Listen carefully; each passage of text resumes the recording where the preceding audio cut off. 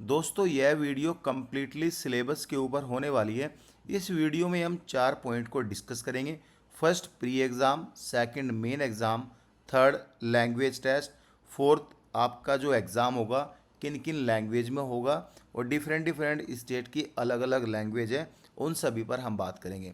हम बात करेंगे आईबीपीएस की तरफ से जो 11,400 प्लस वैकेंसीज का नोटिफिकेशन आउट हुआ है CSA customer service associate post पर, उसके examination pattern and all detail की। सो गाइस, सबसे पहले हम यहाँ पे इंपॉर्टेंट डेट्स के बारे में डिस्कस करते हैं। ठीक है, यहाँ पे जो आपका प्री एग्जामिनेशन ट्रेनिंग होता है पीईटी, ये एसटी एससी ओबीसी कैटेगरी के कैंडिडेट का होता है। ये आपका सितंबर 2026 में होगा। ठीक है, कॉल लेटर भी आपका प्री एग्ज़ाम का सितंबर 2026 में आ जाएगा।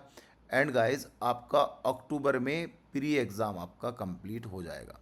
फिर नवंबर में जो है यहाँ पे रिजल्ट आ जाएगा। एंड गाइस, नवंबर में ही जैसे ही रिजल्ट आएगा उसके 4-5 दिन बाद जो है आपका मेन एग्ज़ाम के लिए कॉल लेटर आ जाएगा। दिसंबर में आपका मेन एग्ज़ाम कंप्लीट हो जाएगा। एंड गाइस, जो प्रोविजनल अलॉटमेंट की लिस्ट है वह मार्च 2027 में मेरिट लिस्ट लग जाएगी, कौन कौन सेलेक्टेड हुआ है।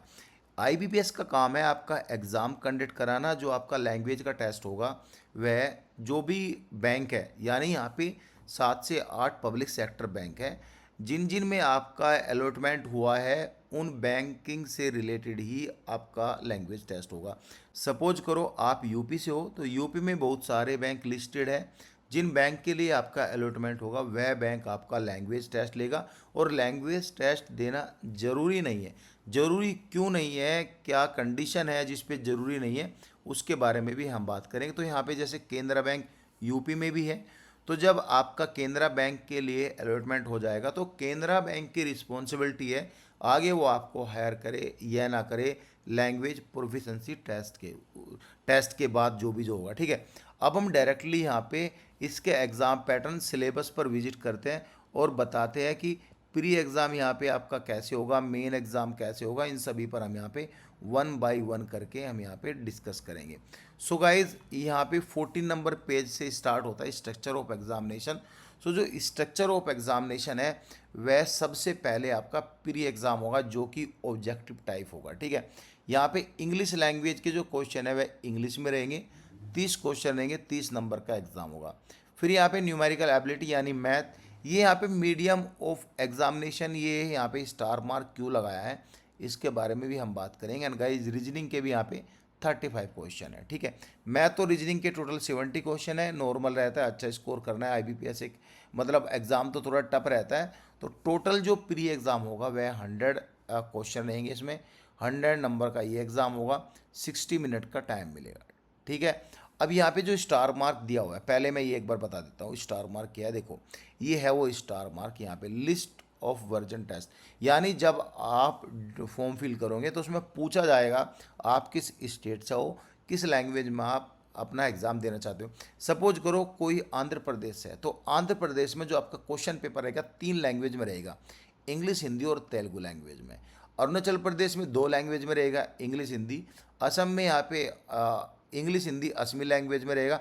ऐसे ही दादर नागर हवेली एंड दमन दीव में यहाँ पे देखो इंग्लिश, हिंदी, गुजराती, मराठी एंड कोंकणी में रहेगा। ऐसे यहाँ पे गोवा में कोंकणी एंड इंग्लिश, हिंदी रहेगा। तो ये आपकी लैंग्वेज है, यानी कि इंग्लिश, हिंदी तो ऑलमोस्ट सभी में कॉमन है। जो आपकी लोकल लैंग्वेज है उसमें आपका ये एग्ज़ाम हो गए, दोनों एग्ज़ाम हो गए, मेन प्री और मेन एग्ज़ाम। ठीक है, अब यहाँ पे जो ये देख, सेक्शन 1 में इंग्लिश रहेगा, सेक्शन 2 में मैथ रहेगा, सेक्शन 3 में रीजनिंग रहेगा। अब बोला गया है candidate have to qualify in each of the 3 test by securing cut off marks to decide by IBPS adequate number of candidate in each category as decided by IBPS depending upon the requirement will be the shortlisted for online main exam।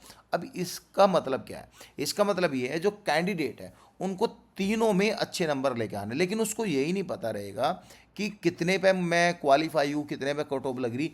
So guys, जो cut off है decide करेगी number of vacancies के ऊपर। IBPS जितने candidate लेने उतने लेगा। जो हायर सिक्योर स्कोर कैंडिडेट है उनको यहाँ पे ऑनलाइन मेन एग्ज़ाम के लिए भेज देगा। ठीक है, अब आता है आपका मेन एग्ज़ाम, ये भी आपका ऑब्जेक्टिव हुआ।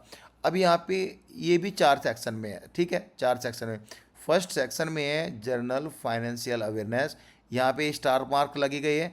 स्टार मार्क का रीज़न मैंने आपको बता दिया, स्टार मार्क का क्या रीज़न है, क्यों लगे हैं। तो आप अपनी लैंग्वेज में एग्ज़ाम दे सकते हो, ठीक है। ये 40 नंबर का रहेगा, सॉरी 40 क्वेश्चन रहेंगे, 50 नंबर का रहेगा, ठीक है। जनरल इंग्लिश जो कि यहाँ पे कॉमन इंग्लिश में रहेगी, 40 क्वेश्चन 40 नंबर का एग्ज़ाम। रीजनिंग के 40 क्वेश्चन 60 नंबर का एग्ज़ाम। मैथ के 40 क्वेश्चन 50 नंबर का एग्ज़ाम। तो ऐसे जो है 160 क्वेश्चन रहेंगे और गाइस 200 नंबर का एग्ज़ाम होगा। 125 मिनट का टाइम मिलेगा आपको पूरा करने में, ठीक है। अब यहाँ पे बोला गया any change in the structure of examination will be intimated through official website. अगर कुछ चेंज होता है तो आपको इंटीमेशन कर दिया जाएगा ऑफिशियल वेबसाइट पे। इवन आप चैनल को फॉलो रखो, हम भी आपको सारी इंफॉर्मेशन दे देंगे। ये आपका लैंग्वेज मैंने आपको समझा दिया, ये आपका किन किन लैंग्वेज में आपके एग्ज़ाम हो सकते हैं, ठीक है। जैसे कि पांडुचेरी है, इंग्लिश हिंदी तमिल तेलुगु मलयालम है, तो यहाँ पे पंजाब में पंजाबी लैंग्वेज में एग्ज़ाम होगा, तेलंगाना में तेलुगु उर्दू लैंग्वेज में होगा, उत्तर प्रदेश में 3 लैंग्वेज में होगा, इंग्लिश हिंदी उर्दू, एंड उत्तराखंड में इंग्लिश हिंदी, एंड वेस्ट बंगाल में इंग्लिश हिंदी बंगाली, यानी यहाँ पे इंग्लिश हिंदी कॉमन है, ठीक है। यहाँ पे अब देखो, in the online application candidate will be provide the option to indicate the version of test. यानी ऑनलाइन एप्लीकेशन में कैंडिडेट को ये प्रोवाइड करना है कि मुझे किस लैंग्वेज में एग्ज़ाम देना। जो आपका मीडियम रहेगा उसी मीडियम में आपको यहाँ पे आपका जो क्वेश्चन पेपर है वह डिस्प्ले कर दिया जाए, क्योंकि सीबीटी एग्ज़ाम होगा भाई, ठीक है। अब यहाँ पे आते हैं, ये पढ़ लेते हैं क्या है, ये पढ़ लेते हैं। Please note candidate will not be permitted to appear online pre as well as online main full. यानी डॉक्यूमेंट्स लेके जाना है, ये लेके जाना है, 2 आवर पहले जाना है, वो सब यहाँ पे लिखा हुआ है, ठीक है। अब पेनल्टी है, मेन एग्ज़ाम और प्री एग्ज़ाम दोनों एमसीक्यूज एग्ज़ाम है। अब इसमें पेनल्टी है 1/4 नेगेटिव मार्किंग है, ठीक है। 1/4 यानी 4 क्वेश्चन गलत करोगे तो आप 1 नंबर कट जाएगा। लेकिन मेन एग्ज़ाम में ऐसा नहीं है, मेन एग्ज़ाम की यहाँ पे कुछ क्वेश्चन की वैल्यू यहाँ पे 1.25 है, कुछ क्वेश्चन की वैल्यू 2 है, तो ऐसे वैल्यू है, थोड़ा यहाँ पे आपको कैलकुलेशन अलग से करना पड़ेगा। अब जो कट ऑफ सिक्योर है, बोला गया है each candidate will be required to obtain minimum secure in each test of online. यानी जितने भी सेक्शन है आपको minimum number of cut off के सिक्योर करने हैं, ठीक है। अब यहाँ पे बोला गया है examination and also a minimum total score to be consider for further process depending on number of. यानी कि ये आपका डिपेंड करेगा आपके जिस स्टेट में और यूटी में आपने फॉर्म फिल किया है, उस स्टेट यूटी में कितनी वैकेंसीज है और कट ऑफ कितना जाएगा, वो उसके ऊपर डिपेंड करेगा। ऐसे नहीं कि यहाँ पे सपोज करो आपका प्री एग्ज़ाम है, प्री एग्ज़ाम 100 से 40 पे कट ऑफ लगा दी तो सबकी 40 पे कट ऑफ, ऐसे नहीं हो सकता ना। क्योंकि अगर सपोज करो बिहार में 10 वैकेंसीज है और 80 बंदे 40 की कट ऑफ को क्रॉस कर रहे, तो 80 को थोड़ा ना लेगा ना वो। तो उसी हिसाब से यूटी एंड स्टेट के अकॉर्डिंग जो है कट ऑफ यहाँ पे लगेगी, वो आप देख लेना, ठीक है।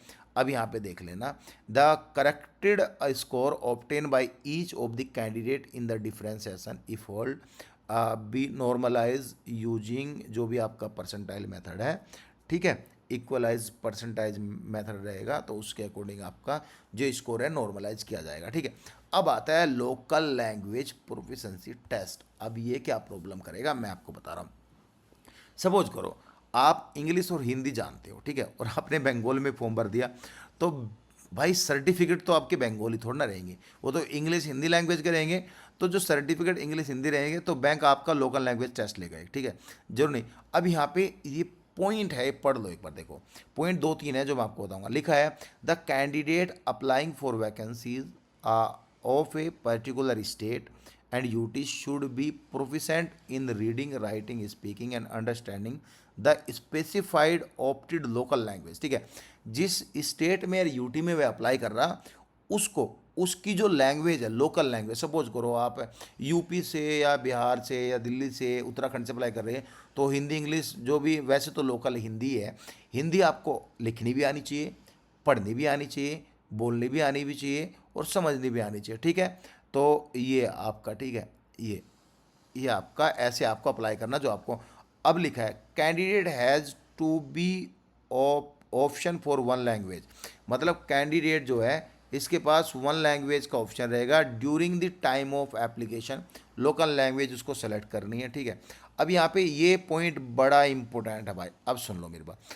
Candidate who produce 10th standard or above marksheet certificate evidencing having studies to specify opted local language will not be required to undergo local language test। Clear है। सपोज करो आप तमिल, तेलुगु या कर्नाटका से कन्नड़ लैंग्वेज, अब आप जो कन्नड़ लैंग्वेज लोकल है यहाँ की, उसके आपके पास 10th में एक सब्जेक्ट है या इससे ऊपर कोई सब्जेक्ट है तो आपको लोकल लैंग्वेज नहीं होगा। एग्जाम्पल के तौर पे आप दिल्ली से आप फॉर्म फिल कर रहे हो और आपका दिल्ली में लोकल लैंग्वेज हिंदी है। अगर हिंदी आपका 10th या इससे ऊपर किसी भी सर्टिफिकेट, किसी भी मार्कशीट में हिंदी एक सब्जेक्ट है तो आपको लोकल लैंग्वेज नहीं देना पड़ेगा, ठीक है। बिफोर ज्वाइनिंग आपका अलॉटमेंट हो जाएगा, ये सब यहाँ पे लिखा है। एग्जामिनेशन सेंटर मैंने आपको बता दिया था पहले भी वीडियो में, इससे पहले। एंड गाइस यहाँ पे आगे भी आपको एग्जामिनेशन सेंटर बता। प्रोविजनल अलॉटमेंट क्या होता है उसमें आपको मैं एक बार समझा देता हूँ। पहले आपको एक बार एग्जामिनेशन सेंटर बता देता हूँ कहाँ कहाँ होंगे, उसके बाद मैं आपको बताता हूँ प्रोविजनल अलॉटमेंट कैसे होगा, फिर आप देख लेना। वैसे तो ऑल इंडिया एग्जामिनेशन सेंटर रहेंगे इसमें, यहाँ पे नीचे ही दिया गया है और आपकी वैकेंसीज भी ये नीचे दी गई है। ये सब ये यहाँ पे जो है ये सारी वैकेंसीज है और इससे ऊपर ही आपके एग्जामिनेशन सेंटर रहेंगे, यहाँ पे इससे ऊपर है, ठीक है। ऑल इंडिया एग्जाम सेंटर रहेगा। एड गाइस प्रोविजनल अलॉटमेंट ये होता है, सपोज करो यहाँ पे जितने भी बैंकिंग है उन्होंने बोला है कि हमको इतने कैंडिडेट चाहिए, IBPS आपका प्री मेन करके उनके हाथ में दे देगा। जो भी टॉप रैंकिंग बैंक है उसी के अकॉर्डिंग आपकी टॉप रैंकिंग लिस्ट लगेगी। तो ये सारा प्रोविजनल अलॉटमेंट होता है। फिर बैंक जाने और आप जानो क्या होना क्या नहीं होना। सो गाइज ये रही डिटेल, कुछ भी डाउट हो तो आप कमेंट्स कर सकते हो। Thank you so much guys.